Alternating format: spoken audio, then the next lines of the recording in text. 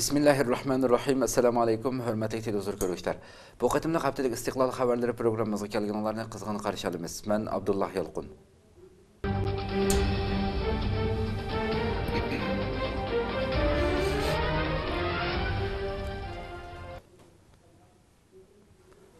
Xitoy dinni haqoratlashni kuchaytirmoqda.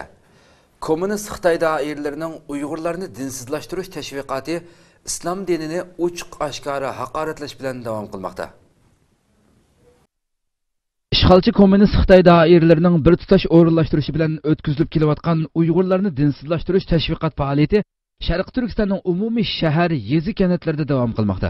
Komünist Xitoy doiralarining Sharq Turkistonda Uyg'urlarning diniy e'tiqodini uslashtirish, dinsizlashtirish, naqshi usuliga hirisman qilish uchun elib berayotgan diniy asabiylikni tugutish, chumbilingni qayrivat, terrorizmga qarshi turish, atlas ko'ynaklarimizni kiyib, sumbul sochlarimizni lapildatib, zamonaviylashib degandek har xil nomlar bilan san'at numurlari, etot musobaqalari, Uyg'urlarning milliy o'yin kulkilari, zihn sinash, leksiya o'qish qatorliq faoliyatlarni uyushtirib, islom dinimizga haqorat qilmoqda va Uyg'urlarning shiffatlik, hayolik, go'zal axloqini chakini etotlar bilan ayblashni qanot yedirmoqda.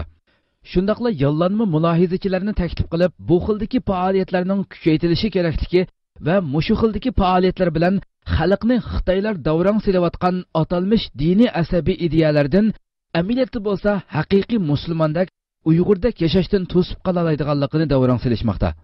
Xitoy bu razil niyatiga yetish uchun butun san'at sohasidagilarni jiddiy harakatga keltirib, o'zlarining razil safsatisini to'qilma, yolg'on hikoyalar bilan sahnaga elib chiqib, keng xalqimizni ozdirmoqchi bo'lyotdi.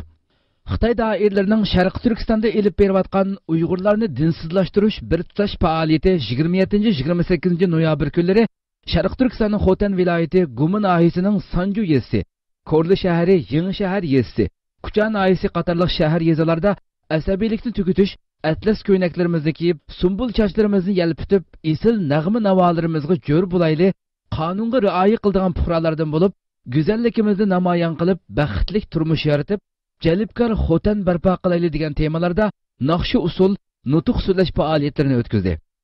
Aniqki Xitoylarning bu razil siyosatimi xuddi ilgirki siyosatlari mag'lub bo'lganga o'xshashla mag'lub bo'lishga mahkumdir. Aqlliq musulmon Uyg'ur xalqi Xitoylarning bu safsatlariga hargizmi aldanmaydi va Xitoy bilan bo'lgan tarixiy kurashlarini davom qiladi. Adana Uyg'urlarga quchoq ochdi. Türkiye'nin Adana vilayeti şehirlik hükümeti Xitoy zulmidan qochib Taylandda tutilib qolgan 300 ga yaqin Uyg'urni Adana'ga qabul qilishga tayyor ekanligini bildirdi. Türkiye'nin Adana vilayeti şehirlik hükümeti Yoshlar va tantarbiya bo'limining boshlig'i Mehmet Ali Arslan Xitoyning zulmidan qochib Taylandda tutilib qolgan 300 ga yaqin Uyg'urni Türkiye'ga elib kelinganda Adana'ga qabul qilishga tayyor ekanligini bildirdi. Adana şehirlik hükümetinin yığın zalida bu vaqt to'xtalgan Arslan Taylandda tutib turilayotgan 300 ga yaqin Uyg'ur haqida to'xtalib, Tayland bu Uyg'urlarni Xitoyga qaytarib berish haqida ishoratlarni bermoqda. Türkiye hükümeti bu vaqtda tezroq tutish qilishi kerak. Bundaq bo'lmaganda Xitoy hükümetiga qaytarilib ketish ehtimoli ig'ir dedi va so'zini davom qilib, hammamizning esida bor Kavkazlardan Türkiye'ga panoh tilab kelgan 150 musulmonni ayni zamondagi hukumatimiz qayta Rossiyaga topshirib berganda ularni Biroltan ko'yrikida darhol o'q yomg'irga tutgan edi. Shunga Turkiya hukumati Uyg'ur turklarining bexatarligi uchun tizdan tadbir elishi kerak. Bo'lmasa yana bir Biroltan fojiasi yuz berishi mumkin. U yana mundaq dedi: Turkiya hukumatimizning tashqi ishlar ministrligi bu ishga ko'ngil bo'lyotdi. Biroq aniq bir hal qilish chorasi o'ttirg'a chiqmadi. Türkiye, Suriye ve Irak'tan qochib kelganlarga ochgan quchoqlarini Sharq Turkiston musulmonlariga mo echishi kerak.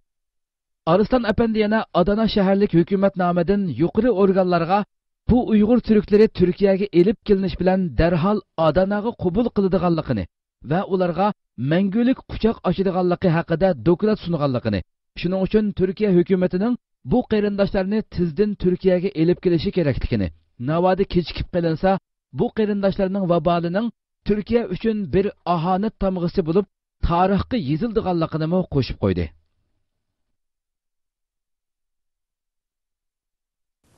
Qirg'izistondagi Uyg'urlar Xitoy besimidan andishlanmoqda. Qirg'iziston ittifoq jamiyatining raisi Artik Hajiyev Qırğızstanda yaşayotgan Uyg'urlarning Xitoyning Qirg'izistondagi ta'siridan andish qilayotganligini bildirdi.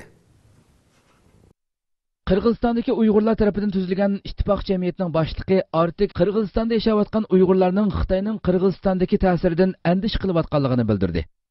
O'rta Osiyodagi ahvollarni to'r yo'llari orqali keng xalq bilan o'rtaq bahrlanish maqsadida qurilgan Evrasiya net to'r betida bu vaqtda bir parcha maqola e'lon qilingan bo'lib, maqolada qisqacha mundaq deyilgan.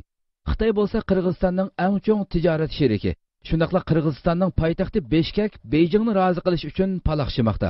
Bu sabab bilan Qirg'izistondagi Uyg'ur faoliyatchilar har ikki davlatning bexatarlik kuchlari tomonidan diqqat tortadiganligi aniq. Xitoy doiralarining bu vaqtdagi aloqador rahbarlari Qirg'izistonda yashagan Uyg'urlarni va ular tomonidan qurilgan ittifoq jamiyatini terrorizm, bo'lgunchilik va haddidan oshquchilar tarafdorlari deb atamoqda. Uyg'urlar bo'lsa faqatli o'zlarining eng oddiy haq va erkinliklarining Beijing hukumatining besim va zulmiga uchramaslikdan mudofaa qilishni orzu qildiganliklarini ifoda qilmoqda. 1991-yili Sovet ittifoqi parchalangandan keyin Xitoy doiralari O'rta Osiyo rayonidagi siyosiy va iqtisodiy ta'sir kuchini xili yuqori darajada oshirib mangdi. Ikki davlat orasidagi munosabatlarni kuchlantirish bilan Qirg'izistonda yashagan Uyg'urlar ikki davlatning bexatarlik kuchlari tomonidan ish berayotgan yaqindan kuzatish va hujumlarni aniq darajada his qilib yetishga boshladi. Uyg'ur analizchilarning bildirishicha, yaqinqi yillardan beri Qirg'izistonning aloqador tarmoqlari Uyg'urlar tomonidan o'rinlashtirilgan faoliyatlarning elib berilishini qisqa oraliklar ichida cheklashga boshladi. Buningdan boshqa Dunyo Uyg'ur qurultayida o'tirib qo'yilgan bir dokladda ifoda qilinishicha, 2001-yildan 2011-yillar orasida Bishkekdan Xitoyga 50 nafar Uyg'ur topshirib berilgan. Xalqaro inson haqlari tashkiloti Qirg'iziston rahbarlarining bu davlatda yashayotgan Uyg'urlarga qarata terrorlik harakatlarga aralashishi mumkinligini, buning uchun ularga qarata sagaklikni oshirishi kerakligini bahona qilib ko'rsatganligini ilgari surdi. Turkiya millat vakilidan Sharq Turkistondagi qirg'inchilikqa raddiya. Turkiya Adalet ve Terakkiyat Partisi Diyarbakır milletvekili Cuma İçten Efendi Sharq Turkistonda bo'layotgan qirg'inchilikqa qarshilik bildirdi. Türkiye'nin Adalet ve Terakkiyat Partisi bo'lgan Ak Partiyaning Diyarbakır xalq vakili Cuma İçten Efendi Sharq Turkistonda bo'layotgan qirg'inchilikqa qarshilik bildirib, "Men bir Kurt milletidan bo'lish sifatim bilan ularni biz eng yaxshi tushunamiz" dedi. Xalq vakili Cuma İçten Sharq Turkistondagi turklarni qatl qilishlarga qattiq qarshilik bildirib, musulmon turklarga qirg'inchilik elib berilayotganligini ta'kidlagan holda, bu qirg'inchilikqa dunyo har vaqtdagidekla sukut qildi. Men Sharq Turkistondagi qarindoshlarimning ahvoliga nazar solganimcha, Kurt milletining kechmish tarixini ko'rgandek bo'lyapman. Uyg'ur turklarining ahvoli Kurtlarning hozirgi Ak Partiyadan burunqi holiga o'xshashdir. Bir Kurt milletidan bo'lgan biri bo'lish sifatim bilan biz ularni eng yaxshi tushuna olamiz va histoshlik qila olamiz dedi. Cuma İçten Efendi Türkiye Büyük Millet Meclisi'nin umumiy yig'inida Sharq Turkistonda, Suriyada, Falastinda bo'layotgan ahvollar degan temada bir nutq so'zildi.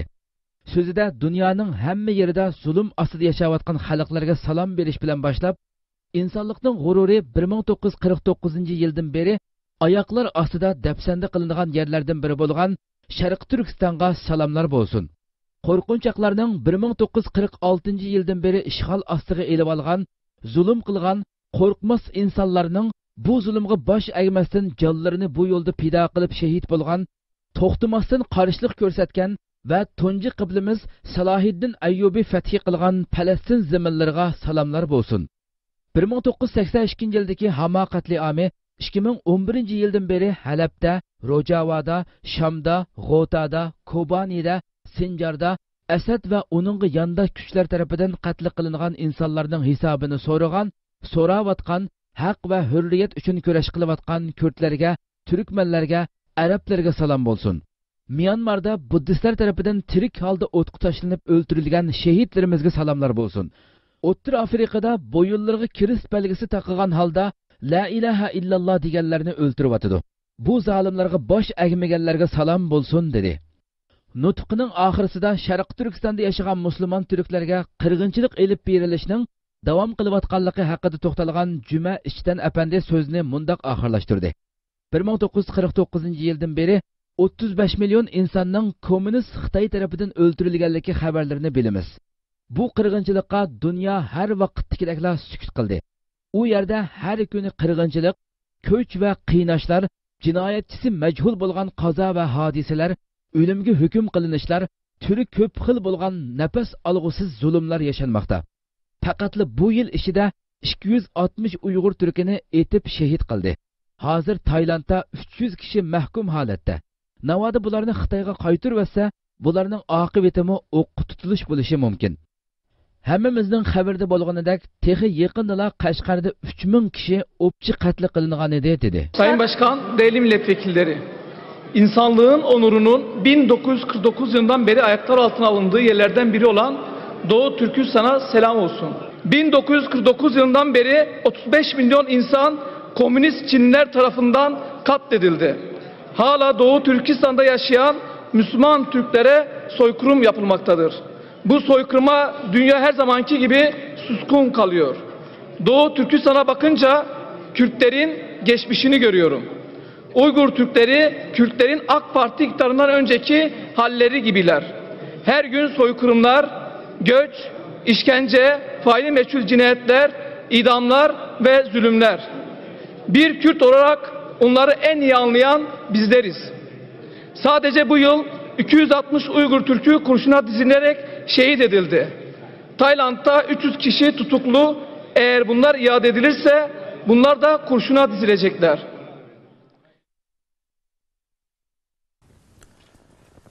İstanbul'da köçmenlerinin yaşaş hukukları temasida muhbirlarni kutib olish yig'ini ochildi. Bu yig'inda Sharq Turkiston Ma'rif va hamkorlik jamiyati köçmenlarni o'rinlashtirish talabini o'ttirg'a qo'ydi. Sharq Turkiston Ma'rif va hamkorlik jamiyati ko'chmanlarni o'rinlashtirish talabini o'ttirg'a qo'ydi. 28 noyabr kuni Sharq Turkiston Ma'rif va hamkorlik jamiyatining rahbarlari İstanbulda ochilgan ko'chmanlarning oldingi yashash huquqlari degan temadagi muxbirlarni kutib olish yig'inida qatnashdi. İHA inson haq huquqlari va yordam vaqfining markaziy yig'in zalida 8 ommaviy tashkilotlar bilan birlikda ochilgan muxbirlarni kutib olish va axborot e'lon qilish yig'inida Xalqaro ko'chmanlar haq huquqlari jamiyatining raisi Oğuz Yildirim, İHA inson haq va hurriyatlari va yordam fondining muavin raisi Yashar Qutulay, Sharq Turkiston Ma'rif va hamkorlik jamiyatining raisi Hidoyatullo O'g'izxon, Xalqaro kechirim tashkilotining Istanbul sho'bi raisi Murat Chekici, Mazlumlar musofirlar haqlari jamiyatidan Hilim Yilmaz qatorliq kishilar so'z qilib, Suriya ko'chmanlari, Falastin va Sharq Turkiston ko'chmanlarining qiyinchiliklari to'g'risida to'xtaldi. Sharq Turkiston Ma'rif va hamkorlik jamiyatining raisi Hidoyatullo O'g'izxon ko'chmanlar haqida so'z qilib, Uyg'ur muhojirlarining hozirgi ahvoli, duch kelayotgan qiyinchiliklarni o'ttirg'a qo'ydi. Hidoyatullo O'g'izxon so'zda yana Turkiya hukumatiga xitob qilib, Taylandda tutib turilayotgan 300 nafar Uyg'ur muhojirlarni Turkiyaga elib kelishda Türkiye hükümetinin texmi dadil qadam besishini, bütün imkonlarni ishga solib, ularni qutuldirish bosqichini tezlatishni, ularni Xitoyning changiliga tushib ketadigan og'ir oqibatga qilib qolmasligi uchun qutuldirishda jiddiy harakat qilish kerakligini, aksicha bo'lganda ularning hayotining xavf ichida qolganligini ta'kidlab ko'rsatdi. Hidoyatullo O'g'izxon Turkiyada yashayotgan va yoki yangidan kelayotgan Uyg'ur muhojirlarning ahvoli haqida nuqtaliq to'xtalib, Türkiye'de bulup İstanbul'da yaşayotgan Uyg'ur muhojirlarning tan sog'lomligi uchun doktorxonada davolanishda, iqomat elishda, farzandlarini o'qitishda, uy ijarasi elish va kirosini o'tashda, shundaqla bu yerga har jihatdan moslashib yashashda qiyinchilikqa uchrayotganligini, Sharq Turkiston Ma'rif va hamkorlik jamiyati o'zi bevosita va safarbarlik qilish yo'li orqali bu haqda bir yurish xizmat faoliyatlarini elib berayotgan bo'lsa-mu, umumiy ehtiyojga nisbatan yanada yetarsiz qilayotganligini, shuning uchun aloqador hukumat organlari va ommaviy tashkilotlarning bu haqda hal qilg'uch choralar orqali hamkorlashishda bo'lishini umid qilganligini bildirdi. Yakanda yana qonliq voqea yuz berdi. Yakan noyisining Mizlik taomlar ko'chasida portlatish voqeasi yuz berganligi qayd qilindi. Voqeada 4 odam o'lgan va 14 odam yaralangan. Xitoyning Tangritog' to'rining bir xabarida 28 noyabr soat 11 dan 30 minut o'tganda Yakan noyisining Mizlik taomlar ko'chasida portlatish voqeasi yuz berganligi qayd qilindi. Xabarga asoslanganda bir to'p hujumchi avtomobildan portlovchi modda otgan va qilich bilan hujum qilgan. Voqeada 4 odam o'lgan va 14 odam yaralangan. Xabarda voqea yuz bergan yerga yaqin joyda chorlayotgan soqchilarning atrofni qorishib olganligi va 11 hujumchini etib o'ltirganligi, naq maydondan qilich, palta qatorliq narsalarning qo'lga tushirilganligi eskartildi. Bildirilishicha, rayonlik hukumat yaralanganlarni qutqizishga davolash mutaxassislarini avatgan. Xabarda voqeaning tekshirilayotganligi bildirildi, ammo o'lganlarning kimliklari va voqeaning kelib chiqish sababi oshkorlanmadi. Yakanda bu yil 2014-yili 28-iyul qonliq voqea yuz bergan edi. Xitoy doiralari voqea yuz berib, oradan bir qancha kun o'tganda 59 hujumchini etib o'ltirganligini, 215 odamni tutganligini, soqchi va boshqa kishilardan bo'lib 35 odamning hujumchilar tomonidan o'ldirilganligini e'lon qilgan edi. Bu ahvollar ayni vaqtda kuzatuvchilarning kuchlik diqqatini tortgan edi. Qashqar O'rta xalq sud mahkamasi 27 Uyg'urni iyul oyida Yakanda 96 odamning o'limi bilan oxirlashgan voqealarga chetishlik ekanligini ilgari surib, o'limga hukm qilgan va 9 Uyg'urga muddatsiz qamoq jazosi, 20 Uyg'urga 4 yildan 20 yilgacha bo'lgan har xil qamoq jazosi bergan edi. Dalillanmagan uchurlarga asoslanganda, mushu haftaning 5-idami Yakan noyisida odam bomba hujumi yuz bergan. Türkiye, Taylanddagi Uyg'urlarni Turkiyaga qaytarib kelishga jiddiy harakat qilmoqda. Türkiye Cumhuriyeti Tashqi ishlar ministri Mavlud Chavusho'g'lu Qashqarda o'limga hukm qilingan Uyg'urlar bilan Taylanddagi Uyg'urlar haqida bayonot berdi. Türkiye Cumhuriyeti Tashqi ishlar ministri Mavlud Chavusho'g'lu Milliyetçi Harakat Partiyasi Ankara parlament a'zosi O'zjon Yenicherining Sharq Turkistonda o'limga hukm qilingan Uyg'urlar masalasiga mudohala qilingan yoki qilinmaganligiga doir yozma savoliga javob qaytardi. Chavusho'g'lu bu vaqtda to'xtalganda, ministerligimiz Uyg'ur irqdoshlarimiz bilan munosabatlik barliq o'zgarishlarni yaqindan, shundaqla intayin sezgurlik bilan kuzatishni davomlashtirdi dedi. Diplomatiya ministri bayonotida iyul oyida Qashqarda maydonga kelgan voqealar sababidan o'lim jazosiga hukm qilinganlar to'g'risida sud jarayonining ochiq oshkora bo'lishiga doir umidimiz 2014-yili 21 oktyabrda Anqarada o'tkazilgan uchrashuvda Xitoy Xalq Cumhuriyeti Diplomatiya ministrligining muavin ministri Chin Gopingga yetkazildi. Muavin ministr Chin Goping javoban sezgurligimizni tushundiganligini, ochiq oshkora sudlash to'g'risidagi talabimizni yuqori darajalik rahbarlarga yetkazganligini va mazkur hukmga e'tiroz bildirib, yuqori sudga ariz sunish yo'lining ochiq ekanligini eskartdi dedi. Chavusho'g'lu Turkiyaning Taylandga odam atkazchilari tomonidan elib kelinib, yolg'on pasportlar bilan tutilib qolgan 300 Uyg'urni Turkiyaga elib kelish uchun harakatga o'tganligini bildirdi. Chavusho'g'lu yana bu masala to'g'risida Tayland diplomatiya ministri bilan ko'rishganliklarini va qonuniy bosqich oxirlashgandan keyin Uyg'urlarni Turkiyaga elib kelishni xohlaydiganliklarini Tayland tarafga yetkazganligini aytdi. Turkiya tashqi ishlar ministri Mavlud Chavusho'g'lu bosh ministr Ahmad Davuto'g'lu bilan birlikda Suruchda Kobanidan kelgan musofirlarni ziyorat qilish jarayonida muxbirlarning Taylanddagi 300 Uyg'ur turkining ahvoliga munosabatli so'ralgan savollarga javob berdi. U Turkiyaning 300 nafar Uyg'ur turkini Turkiyaga akilish talabini va bu kishilarni o'zlari xohlamagan davlatga avatmaslik to'g'risidagi qarashlarini Tayland doiralariga yetkazganligini eskartib, Tayland mas'ullari odam atkazchiligi ahvoli ko'rilganligi uchun masalalarni tekshiryapmiz degachga, biz bu ahvollarni yaqindan ko'zlayapmiz dedi. U yana 300 nafar Uyg'ur turki masalasi o'ttirga chiqqandan keyin Tayland tashqi ishlar ministri bilan Nyu-Yorkda ko'rishganda bu masalani tilga olganligini xotirlatgan holda, Turkiya tashqi ishlar ministrligining rasmiy shaklda 300 Uyg'ur turkini Turkiyaga akilish talabini bildirganligini qayd qildi.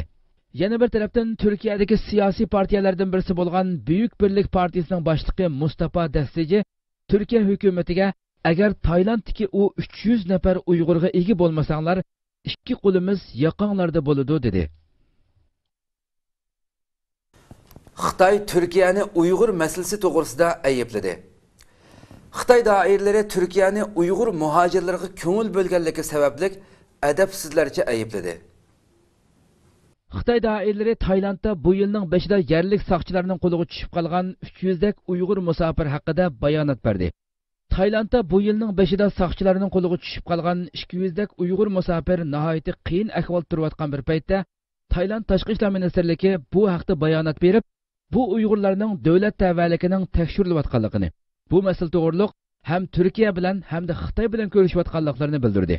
Xitoy doiralari Turkiya tashqi ishlar ministri Mavlud Chavusho'g'luning Uyg'urlarning masalasiga ko'ngil bo'lishiga va Anqaraning musofirlarni Turkiyaga qaytarib kelamiz degan bayonotiga yepiq holda norozilik bildirdi. Taylandda soqchilarning qo'liga tushib qolgan musofir Uyg'urlar haqida bayonot e'lon qilgan Xitoy tashqi ishlar ministrligi bayonotchisi Hua Chunying mundaq dedi. Bu ish Xitoy bilan Tayland hukumati o'rtasidagi masaladir. Ma'lum davlat bu masalaga ko'ngil bo'lishdan voz kechishi kerak. Ma'lum davlatning bu masalaga aralashishni darhol to'xtatishini, qilgan ishlari va degan gaplariga diqqat qilishni, qonunsiz ko'chmanlik qilmishlariga yontayoq bo'lgan ishlardan uzoq turishlarini umid qilamiz.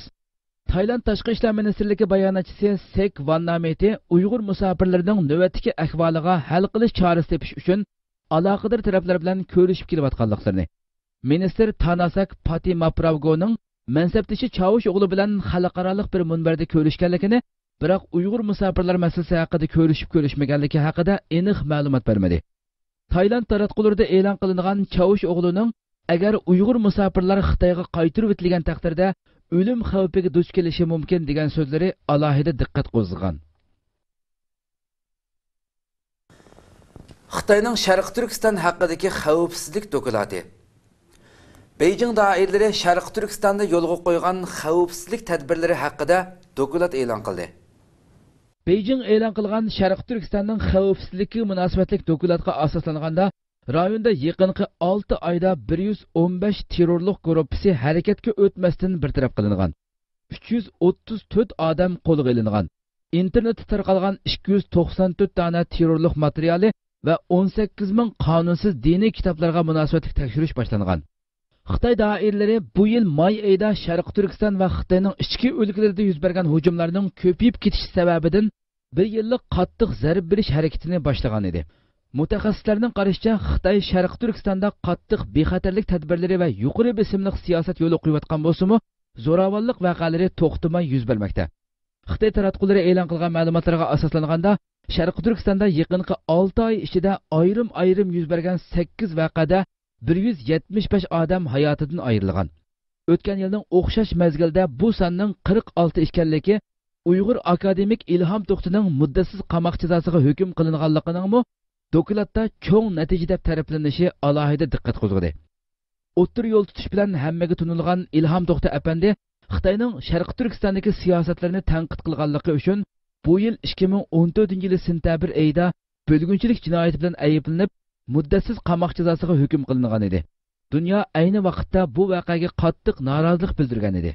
Sharq Turkistonda yaqinqi oylarda yo'l qo'yilgan bexatarlik tadbirlari 2009-yili Urumchida yuz bergan qonliq voqealardan keyin yurgizilgan siyosatlarning texmi chingib ketishiga sabab bo'ldi.